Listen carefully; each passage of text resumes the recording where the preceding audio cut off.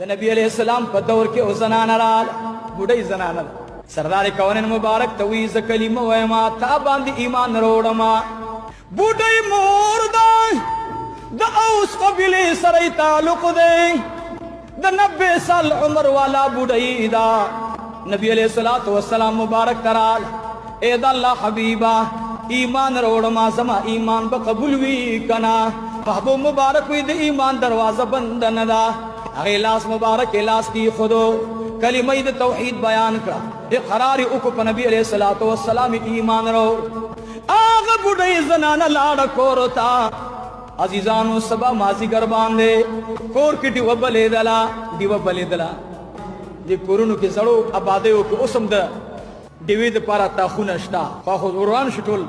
اتاخونو کې به دیو کې خدلا لاټین به کې خدلو ساده زندگی بوا کولی نو د هغه وخت بل